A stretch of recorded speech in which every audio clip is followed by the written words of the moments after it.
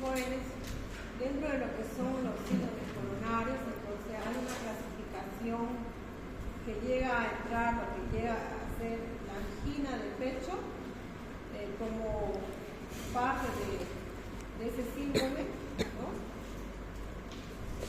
Gracias. Como parte del síndrome coronario. El síndrome coronario está constituido por lo que llega a ser la angina de pecho y el infarto agudo de miocardio. Ya hemos llevado lo que es el infarto agudo de miocardio. Entonces, la angina en sí tiene similares características, pero dentro de lo que son las emergencias vamos a tener que hacer una definición, ¿no? Y ver sus características para ir dándole un tratamiento específico.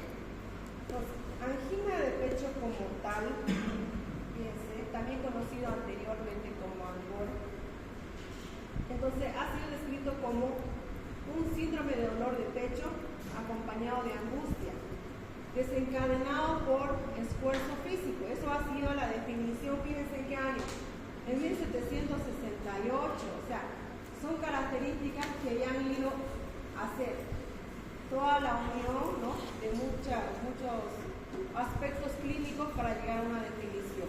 Entonces se sabe que no solo es con el esfuerzo físico, ¿no?, dentro de las variantes de la angina de pecho, puede darse también el dolor torácico sin esfuerzo, ¿listo? Entonces eso ya nos hace variar. Vamos a ir actualizando lo que llega a ser esa definición. Se produce cuando las arterias coronarias se obstruyen de manera total o parcial, provocando una falta de riego sanguíneo en el miocardio, ¿listo? Arterias coronarias.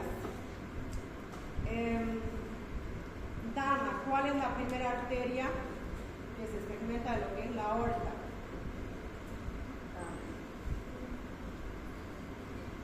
¿Qué ramas? ¿Acá? ¿De dónde salen las coronarias? De la aorta. Estamos hablando de esas arterias. Cuando el ventrículo izquierdo, ¿cierto?, está llevando la sangre de los pulmones, lo que se ha oxigenado, a lo que es la aurícula izquierda por las venas pulmonares, y esta pasa a la otra cavidad, a lo que es el ventrículo izquierdo. De ahí nace la aorta, ¿cierto? Y las primeras ramitas que se llegan a originar son las arterias coronarias, y estas coronarias se van a segmentar en varias ramas y van a llegar a irrigar distintas paredes o caras del corazón. Dentro de eso está la coronaria derecha, la coronaria izquierda, la circunfleja, entonces de esto va a venir la descendente y así sucesivamente. Por ejemplo, si la derecha se bloquea, ya vamos a ir viendo qué cara va a ser afectada. Entonces estamos hablando de un cierre parcial o total de estas arterias. Puede ser por ateroma, ¿cierto? Puede ser por coágulo, que es el trombo, o puede también ser por un cierre por vasoespasmo. Esa es la variante de esta angina, por tres causas. Si esta obstrucción es temporal, es decir, la falta de riego se produce solo durante unos minutos y después se recupera. Entonces ahí es que hablamos de angina de pecho.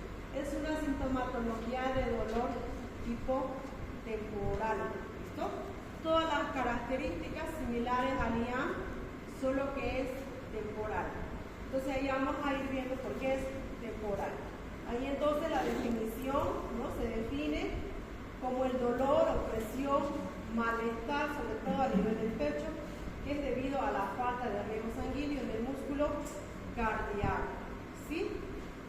Entonces, las ramitas, dentro de lo que llega a ser la segmentación y la división de las ramas, las más terminales, cuando introduce la capa del corazón, va desde epicardio, miocardio y endocardio, ¿cierto? Las fibras terminales nerviosas sensitivas están sobre todo en la capa del endocardio, en la capa interna. Esas son las más afectadas, porque las otras todavía están un poco más superficial y todavía tiene riego de agua. Entonces aquí estamos viendo por una placa de ateroma y hemos hablado dentro de lo que es la arteriosclerosis, que el ateroma, ¿no? Que la formación de lípidos de baja densidad, las LDL, entonces llegan a formar dentro del endotelio o debajo del endotelio estos ateromas, ¿no? Que son cúmulos de células espumosas que han captado las partículas de la LDL. Entonces aquí fíjense, el cierre no es total, o sea, el suministro de oxígeno, porque mediante estas arterias, mediante la irrigación, ¿qué está llevando al corazón? Está llevando oxígeno. Entonces ese oxígeno no abastece para que ese corazón funcione. Entonces la demanda, ¿cierto? O la oferta es escasa. El corazón le demanda un 100% de oxígeno y simplemente le está llegando un 30%, le está llegando menos cantidades. Ahora, si hace actividad física, el corazón va a demandar más oxígeno. Por eso es que ustedes cuando caminen más aceleradamente, el corazoncito late más veces, cuando están corriendo, más de 100 veces, tac, tac, tac, tac, tac, tac. Entonces, en cada latido, en cada funcionamiento, en cada ciclo, ¿cierto? Hay mayor demanda de oxígeno. Entonces, a mayor demanda, mayor sufrimiento del tejido cardíaco. El concepto de angina es clínico y por tanto su diagnóstico es clínico, un inicio de diagnóstico. ¿Listo? La clínica. Causas de angina, enfermedad de las arterias coronarias. Ahí vemos que en primer lugar ocupa la causa de aterosclerosis. Arterioesclerosis, la diferencia de ateroesclerosis, aparte que se produce diferente, la arterioesclerosis puede ser no solo por causa de ateroma, no una placa de grasa, sino puede ser por acúmulo de calcio, fibra de hialino, puede haber otras causas, ¿listo? Pero es una enfermedad vascular. Puede haber entonces también nacimiento anómalo de la arteria pulmonar, displasia fibromuscular, arteritis, puede haber embolias a causa de una enfermedad mitral, fibrilación auricular o endocarditis infecciosa. Pues, cuestión es que llegamos a que el flujo que pasa a la sangre que viene de la aorta, ¿cierto? Disminuye. Entonces, ese tejido que demanda un 100% de oxígeno y de nutrientes va a empezar a entrar a un proceso isquémico temporal mientras no se resuelva esto. Entonces, hay un dolor persistente. Para las de causa, ausencia de enfermedad coronaria. ¿En qué otro momento también podría haber cualquier otro consumo? Tromboembolismo recanalizado, espasmo coronario. Aquí hemos repetido espasmo coronario. Estenosis aórtica, ¿no? Si hay que una estenosis aórtica, estamos hablando casi a inicio de la raíz, de lo que llega a ser la salida de las ramas coronarias, entonces eso va también a hacer que haya poca salida de sangre. Entonces va a disminuir ese flujo, ¿no? Miocardiopatías obstructivas, síndrome de prolapso mitral, eso hemos hablado de neuropatía, hiato esofágico, taquicardia paroxística, anorexia hipertensión. Factores de riesgo no modificables. Dentro de eso hay factores que desencadenan esta patología y las no modificables están en relación a dándola a modificar. Si tiene 50, tiene 50. Si tiene 70, tiene 70. Y también las no modificables, sexo. Hay mayor posibilidad en lo que es el sexo masculino, entonces no es modificable, ¿no? Factores modificables. ¿Sobre qué nosotros tendríamos que trabajar y buscar apoyo? Tabaquismo, ¿no? Es un factor modificable, es un factor que llega a inducir a la enfermedad.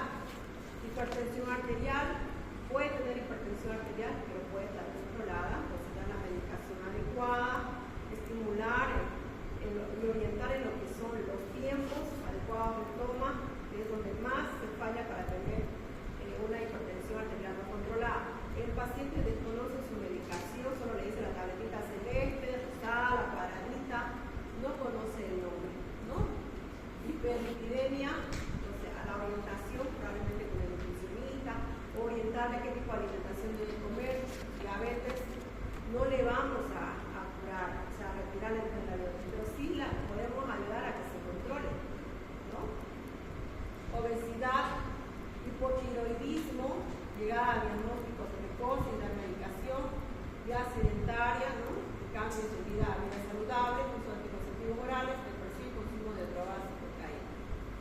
La cocaína, ¿qué le induce? A un estrés cardíaco por la taquicardia, por el esfuerzo excesivo. Una persona que está con intoxicación por drogas, entonces va a entrar a euforia, sobre todo cocaína, el corazoncito entra ya casi a fibrilar, y muchos sí hay una fibrilación, está latiendo a más de 150, 200, 250 ese corazoncito, como cualquier otro órgano. Si trabaja en exceso, como nosotros trabajamos en exceso, llega un momento que se cansa y para, ¿no? Es lo mismo. Fisiopatología. Entonces, es una consecuencia de un desequilibrio entre lo que llega a ser la demanda miocárdica de oxígeno y el aporte coronario de este, ¿no? Hay mayor demanda, entonces, ¿por qué razones? Por el esfuerzo físico, por el estrés químico o disminución del aporte. Bien, está queriendo más oxígeno que poca llegada, ¿cierto? O simplemente el corazón está funcionando bien, pero hay poco suministro. Entonces, hay un desequilibrio en estas dos cosas. ¿Listo? Entre lo que es la demanda y la oferta. El corazón puede que le demanden más, mucho más, en una persona que está haciendo mayor esfuerzo físico. Por eso, una de las indicaciones que se hace en esta patología es haga reposo. A mayor actividad, mayor demanda, ¿sí? Mayor demanda. El corazón necesita entonces más flujo de sangre, ¿cierto? En la oferta es el que está dando, como si fuera el vendedor, la oferta, está ofertando su producto, ¿no? Esto sería en relación a las coronarias. Permeabilidad y dilatación de la coronaria, que esté permeable. Pero si no está permeable, ¿no? De forma de un 70%, 30%, la oferta va a ser escasa, ¿sí? En la demanda, entonces, hay contracción frecuente, presión arterial, llenado ventricular, está aumentado. ¿Cuál es la cardiopatía isquémica? ¿Listo? Esta es la clasificación actual. Antes se hacía con un IAM por separado y luego como la angina de pecho por separado. Dentro de lo que llega a ser la cardiopatía se conoce como síndrome coronario. El síndrome coronario está considerado la angina estable, ¿listo? Como síndrome coronario crónico. Y el síndrome coronario agudo, ¿qué cosa entra? Entra la angina inestable, el infarto subendocardico y entra también lo que llega a ser el IAM. Dentro de estas dos hemos llevado lo que son síndrome, está conocido como síndrome coronario agudo, sin elevación del segmento TS. Síndrome coronario con, fíjense, la C con la S está cambiando, con elevación del segmento ST. Entonces, esto mayormente es un infarto agudo transmural, toda la pared. En cambio, no, es un endocardio, sobre todo. Dentro de esta clasificación, entonces, la angina del pecho como tal se clasificaría dentro de tres, que es la angina estable, ¿listo? La angina inestable tiene sus características, ¿no? Aquí le dice de la angina inestable. Y ahora hay una tercera más, que es la angina monumental o la vasoespástica, esas tres. Pero ahora actualmente se hace esta clasificación. La angina inestable le dice, mayormente hay un 25%, ¿no? Que es la mayor a 20 minutos. Aquí le dice menor a 20 minutos. ¿Listo? Angina de reciente aparición y mayormente se hagan en los postinfartos. Se recupera con el tratamiento. Entonces, cuando hay el dolor peroneal, el dolor de pecho, el dolor de tórax intenso, dura menos de 20 minutos. Se puede que haya tenido un antecedente ya hace semanas, ya hace un mes, ¿no? 4 semanas, 6 semanas, que haya venido de manera esporádica y sobre todo es relativo a esfuerzo físico. En cambio, la angina inestable mayormente no se relaciona con el esfuerzo físico,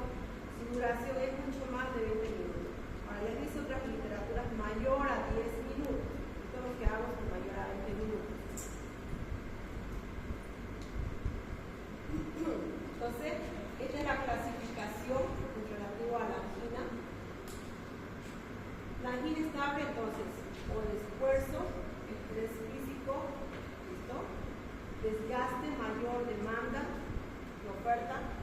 Angina inestable, entonces, es muy poco lo que se da con el esfuerzo, mayormente es cuando el paciente está en reposo, debe ser un 10% por esfuerzo mínimo. Se da en reposo, ¿no? Entonces se considera que mínimo en esfuerzo y en reposo. Es una de las emergencias que puede evolucionar a un IAM. Pese a que la angina estable se considera como un síndrome coronario crónico, puede evolucionar la angina inestable a un síndrome coronario, a uno que llegaría de tipo IAM, ¿no? De infarto, porque se puede cerrar en su totalidad, ¿no? Y de manera persistente lo que es la arteria coronaria. Entonces, la angina variante mental o la vasospástica. Esa es la otra característica.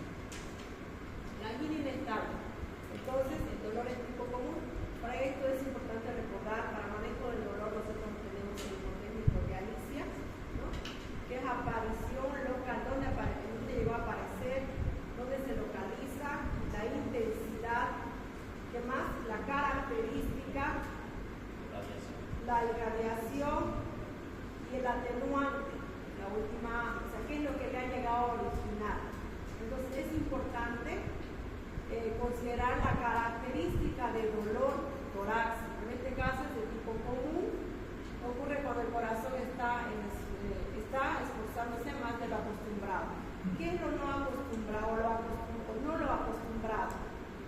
Por ejemplo, si hoy vengo a la universidad, a la casa y se me ocurre ir a correr al parque urbano, eso no está dentro de mi actividad habitual, ¿cierto? Entonces mi corazón va a empezar a demandar más oxígeno del cual no está acostumbrado. Entonces pueda que yo tenga un dolor precordial, una angina de esfuerzo, ¿cierto? Estoy entrando a mayor actividad, me está demandando mayor cantidad de oxígeno, está consumiendo más oxígeno en mi corazón. Entonces, ahí puede haber una angina estable, dependiendo del tiempo de duración. El dolor desaparece en pocos minutos, después de descansar o tomar, les dice una medicación para la angina. Puede tomar una nitroglicerina, que es un vasodilatador, o puede tomar cualquier otro medicamento de tipo vasodilatador. ¿Listo? Dentro de esa la primera nitroglicerina. No es un ataque cardíaco, pero indica que hay probabilidades de que ocurra un ataque más adelante. Entonces, siempre es importante la clínica, el antecedente, qué característica de dolor, cuánto duró el dolor, ¿no? ¿Dónde llegó a aparecer, después de qué actividad llegó a aparecer. El dolor, fíjense, por la expresión es bastante intenso, ¿cierto? Bastante intenso. La angina inestable. La angina inestable, tal cual dice su nombre, esta puede evolucionar a un infarto. Puede haber un cierre total de lo que es la arteria coronaria. Se denomina produciendo por insuficiencia coronaria, algo grave, no llega a producir un infarto de miocardio que aparece en forma imprescindible durante el reposo. Angina variante mental. Entonces, caracterizado por signos de dolor causado por vasoespasmo, estrechamiento de las arterias coronarias, causada por contracción del músculo liso de la pared del vaso, más que por la arteriosclerosis. O sea, no hay un trombo, ¿listo? No hay un trombo, no hay un ateroma, ¿no? Que esté obstruyendo, no es algo mecánico, sino que puede ser una vasculitis, ¿no? Como por ejemplo en los casos de las enfermedades de corajonopatía. Hay una inflamación de los vasos y el espacio del diámetro coronario empieza a cerrarse. Eso, dándole la medicación que corresponde, como la fisioterapia o cualquier otro medicamento, dependiendo cuál es la causa, otra vez empieza a dilatarse y hay la permeabilidad, ¿no? Es por vasoespasmo o un estrés psíquico severo, ¿cierto? Cuando una persona, por ejemplo, se enoja, a veces hay esa característica de que empieza a tener epistaxia, la cara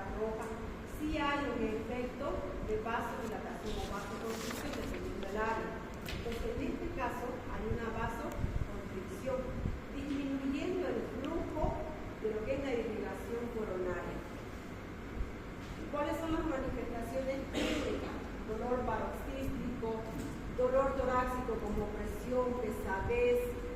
Hay una irradiación, fíjense, brazo, cuello, mandíbula, hombro y espalda. Dentro de lo que llega a ser los brazos, el lado izquierdo es el afectado. La área cubital, ¿listo? Sobre todo hay una irradiación casi hasta la punta de los dedos. Es bastante severo, la mandíbula, todo el área casi del lado izquierdo. Irradiación a brazos, que dice, pero en realidad es más que todo el lado izquierdo. Cuello, mandíbula, hombros, espalda. Puede haber ciertos efectos virales, náuseas, fatiga, respiraciones desbordadas, ansiedad, diaforesis y mareo. El dolor torácico, cuando es de causa coronaria, entonces sobre todo se da lo que estamos hablando, la angina de esfuerzo, la angina de reposo o angina inestable, ¿no? Las no coronarias, como diagnóstico diferencial, también entra la pericarditis, miocarditis, valvulopatía. O sea, no solo hay una causa que llegaría a ser la angina de pecho para dolor precordial. También hay otras patologías que le pueden dar similar característica.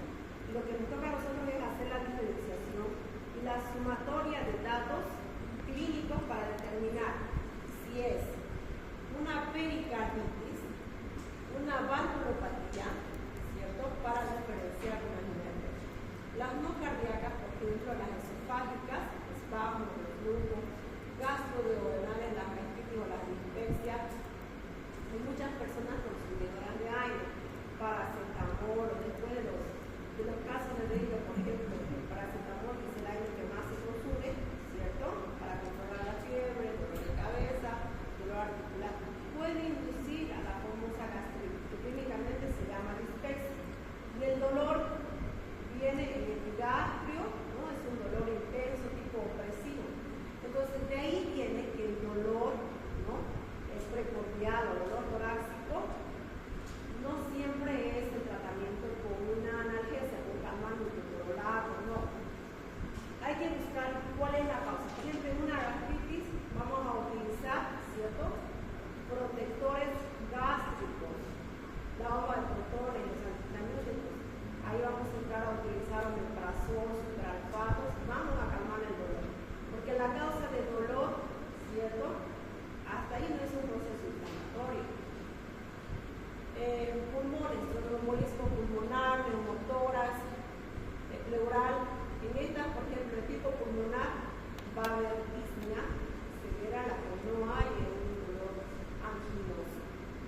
Valvulopatías, paresparsia en músculos pectorales, condritis, ¿no? Mayormente cursa con las personas que están en una crisis de ansiedad. Las respiraciones son muy profundas, muy amplias, que llegan a irritar las paredes de la caja torácica. Entonces, al irritar hay un dolor bastante intenso, sensible, que al tocarse el paciente, a lo que usted le evalúa, entonces hay mucho dolor. Pero eso no da para hacer a modo también de descarte, es muy severo en el electrocardiograma, ¿no? Pero fíjense que el tratamiento ahí no llega a ser un vasodilatador, ya de grande. Por eso es importante desde cuándo tiene, ver las características del paciente, si tiene un proceso de depresión, qué situaciones ha cursado. Parte de la patología de las glándulas mamarias, psicógeno, hiperventilación, ¿no? El psicógeno sería relativo a las condritis como somático, como evolución somática. La crisis de ansiedad puede evolucionar a somático, sí. Entonces es importante determinar las diferencias. Criterios de diagnóstico en lo que es angina estable, conocido también como síndrome coronario crónico. Aparición en el ejercicio, duración breve de 2 a 15 minutos, ¿listo? En episodios típicos ordinarios, conocidos gradualmente, ordinarios, actividades ordinarias, ¿no? Entonces, esta semana entre sus actividades ha hecho algo diferente, esa sería la pregunta para saber que hizo algo fuera de lo habitual. Sí, hice ciclismo, me subí, me fui por las, ¿cómo se llama? Por las lomas de arena y después me vino el dolor. Fue algo muy diferente, ¿cierto? A lo habitual. Probablemente no es su habitual actividad. Excede con reposo y la digestión de nitritos.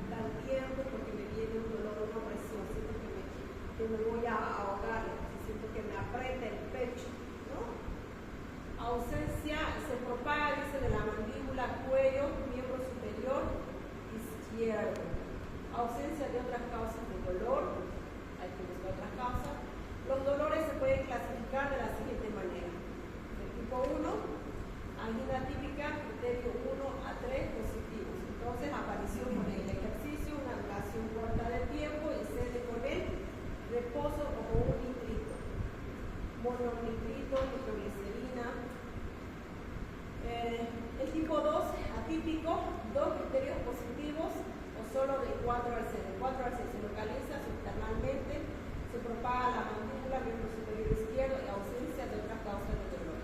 Y el de tipo 3, dolores no anginosos solo con un criterio positivo, cuando no es de causa anginosa. Clasificación.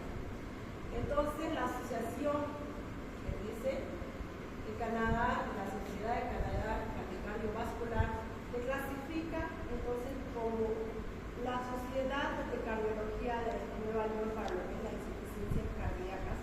Nosotros nos basamos en criterios de clasificación internacionales por lo local. Por ahora no tenemos que decir así un libro que escribir, puede ser el autor, porque no tenemos. Entonces hay una clasificación según las actividades, ¿no? Clase 1 a la cuarta clasificación según la actividad que se llega a desarrollar y según la clínica que se llega a presentar. La clase 1, actividad normal, no causa angina. Angina secundaria, ejercicio físico extenuante, ¿no? Cardio prolongado. La clase 3, dentro de la clasificación de la angina, entonces, es ligero, una limitación ligera a las actividades normales. Lo normal es que vaya a la universidad, vaya al trabajo, ¿cierto? Entonces, a ese habitual y hay un poco más de cansancio, de presión torácica, hay un poco de dolor. La clase 3, marcada limitación, ya no puede hacer esas actividades, ya se cansa mucho, tiene más dolores. Si es una angina estable, probablemente menos de 20 minutos, menos de 10 minutos, ya si es inestable mucho más, que no se con el reposo.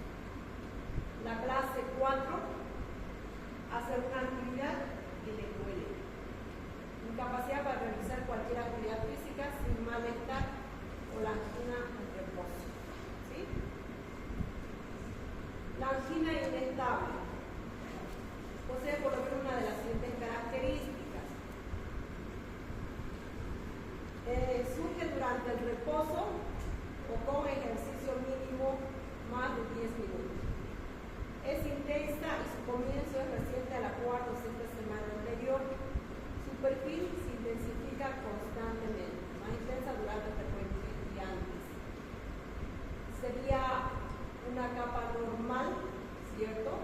Una pared de un vasito coronario y el lumen. Este lumen es lo que llega a cerrarse.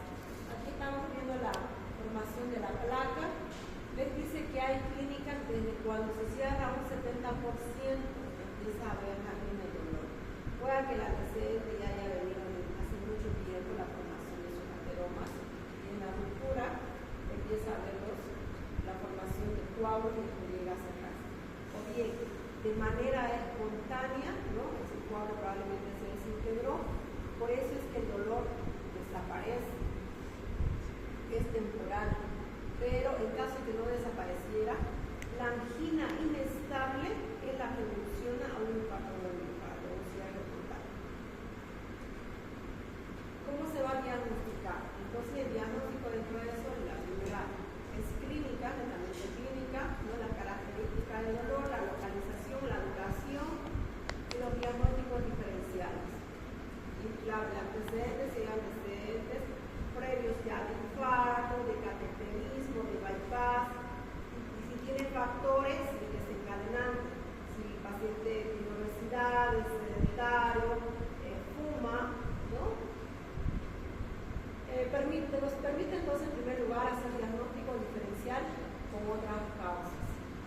Bien, dentro del diagnóstico entonces la primera medida que vamos a tener es un electrocardiograma, donde vamos a poder ver instancia si hay una afectación de una de las paredes o de las caras cardíacas, ¿no? También está para apoyo una radiografía de tórax para poder hacer como apoyo de descarte de otras patologías si es que no hay un derrame pleural, si es que no hay una pericarditis, una cardiopatía, un corazón bastante grande, dilatado, si es que no hay otra patología que se esté sumando.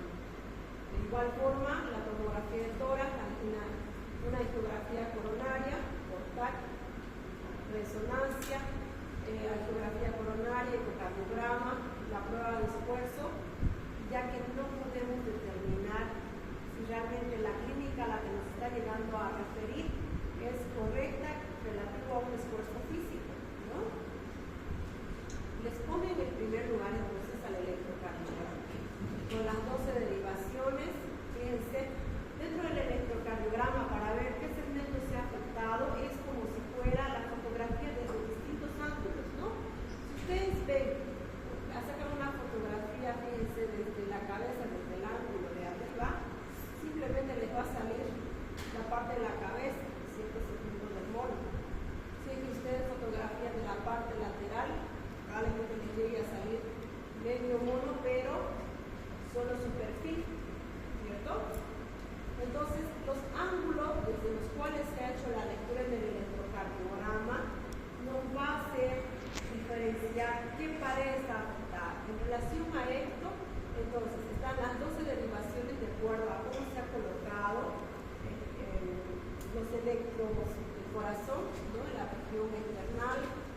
brazos, extremidades, entonces con las derivaciones tanto unipolares como las tripolares. Entonces esto nos hace la diferencia. Entonces ahí fíjense las caras del corazón, de acuerdo a los ángulos desde donde hace la respiración del electrocardiograma, vamos a considerar que cada está afectado. Entonces con la derivación 2, 3, la ABF, vamos a ver en relación a la cara inferior. Si hay una afectación dentro del electro en relación a esa cara, entonces vamos a considerar que la obstrucción probablemente venga de una rama. ¿Esta qué rama es? Derecha, exacto, perfecto. Si es septal, entonces vamos a ver el segmento dentro del cardiograma de la B1 y la B2. Relación a la cara anterior, B3, B4, en relación a la lateral inferior, B5, B6, y la lateral superior, entonces estamos con la derivación 1 y la ABL. ¿Listo? Aquí tenemos un electrocardiograma normal. Entonces, si fuera la cara posterior, ¿qué parte del segmento tendríamos que ver?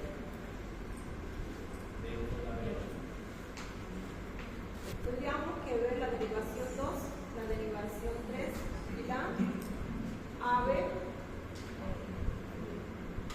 la ABF, ¿no? Y la AB. Entonces, ¿qué es lo que vamos a ver? Este es un ritmo normal, ¿listo? Es un electro normal con sus derivaciones que tiene su onda P, complejo QRS, y la onda D.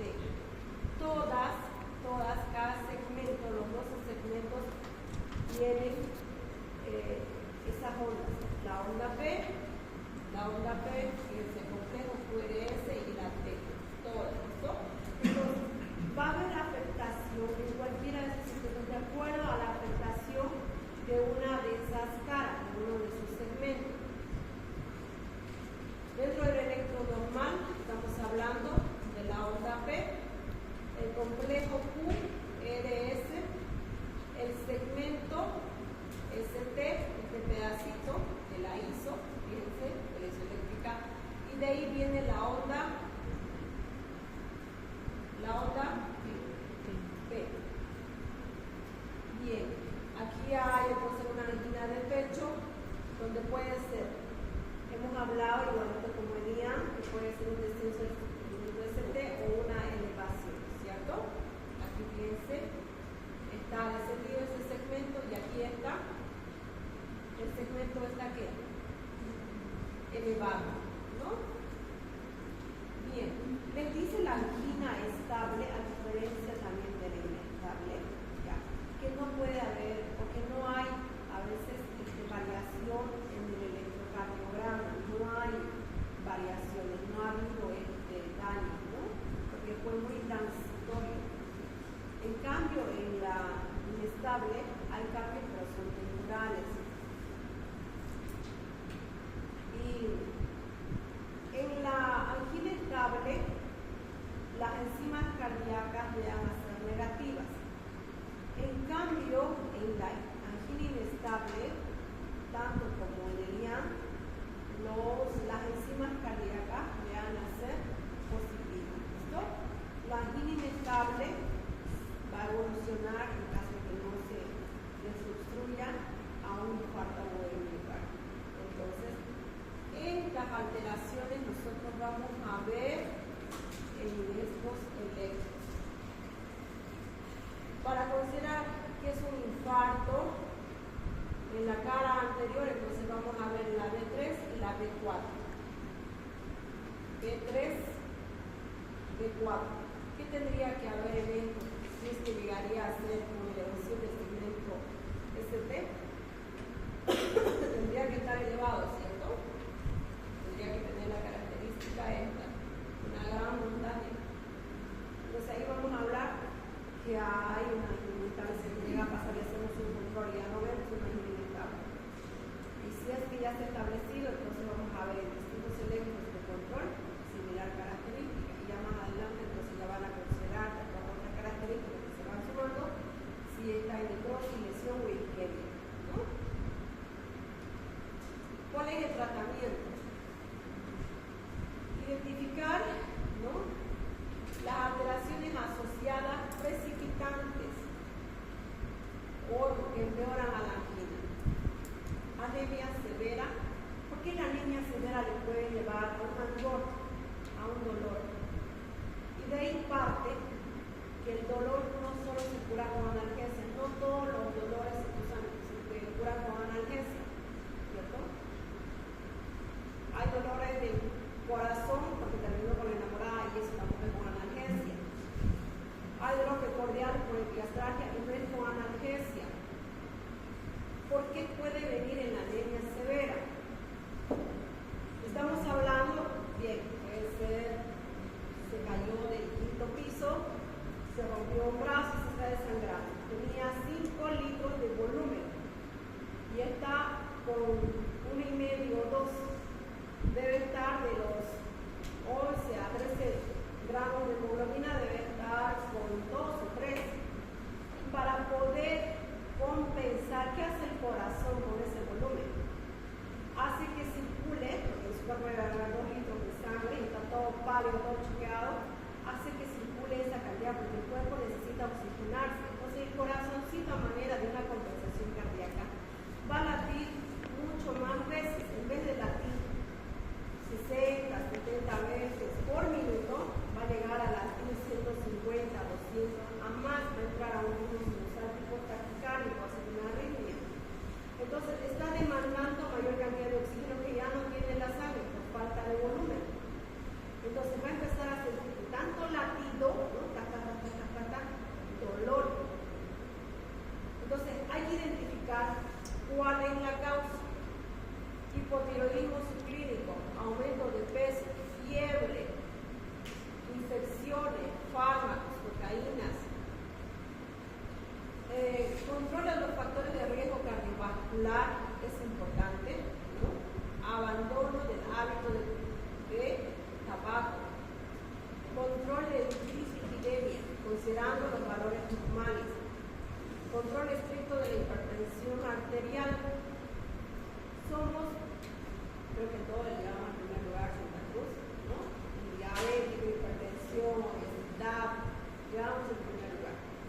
Tenemos una tasa alta de hipertensos, entonces, ¿quién de acá se ha controlado de manera habitual cada 2 meses, 3 meses la presión arterial? Uno, ya, puede ser. Pero fíjense que la presión arterial puede desarrollarse bien desde la edad escolar o desde más antes. No lo estamos llegando a percibir en tiempos, ¿no?, precoces. Entonces ya llegamos a una complicación posterior. Dolor de cabeza, explotado por migraña, le da migraña. Ese ha sido mi caso. Yo desarrollé hipertensión arterial hace más, les contaré, casi 18 años. Me trataba durante 5 años para ser médico con migraña. Hemos escalado por todas las analgésicas, neurólogos, tomografías, como migraña, y que era mi presión arterial. A nadie se le puso a tomarme ni a mí la presión arterial. Entonces, el control es importante, ¿no? Puede romper placas de ateroma, puede llegar a formar trombos. Control de peso, no le llamamos en primer lugar de obesidad. Cambios en el estilo de vida. Entonces, tendríamos que tener campañas gubernamentales, ¿no?, de tener áreas, mayores áreas deportivas, estímulos en el trabajo, modificaciones de la dieta. Relativo, ¿no?, a dietas, entonces, bajas en grasa, bajas en hidratos de carbono, bajas en sodio, exactamente, la sal. Evitar situaciones precipitantes. ¿Cuál es el tratamiento médico? Antiagregantes, antianginosos y otros que ya son a manera de colaboración para poder proteger las paredes vasculares. El AAS, ¿qué llega a ser? Bien. El ácido acetil salicílico, hasta ahora, entonces, tiene un gran apoyo, es uno de los medicamentos que mayor efecto hace en lo que es la